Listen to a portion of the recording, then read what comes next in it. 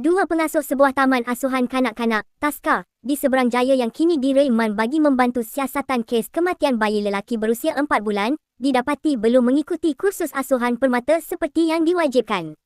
Exco Pembangunan Sosial, Kebajikan dan Hal Ehwal Bukan Islam, Lim Siu Him berkata, kedua-dua wanita berkenaan merupakan antara pengasuh yang bertugas di Taska terbabit ketika kejadian dilaporkan pada 9 Mac lalu. Menurutnya, hasil simakan mendapati pusat jagaan tersebut beroperasi secara sah dan mematuhi syarat pendaftaran, termasuk Sistem National Integrated System of Childcare, NISPA. Bagaimanapun katanya, pemeriksaan lanjut menemukan beberapa kelemahan berkaitan pengurusan shift serta pematuhan syarat latihan KAP dalam kalangan pengasuh yang bertugas.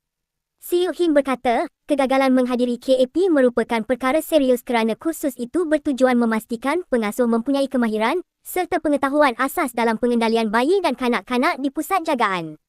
Sehubungan itu katanya, Jabatan Kebajikan Masyarakat akan meningkatkan pemantauan dan melakukan pemeriksaan lebih kerap bagi memastikan semua taska mematuhi garis panduan yang telah ditetapkan.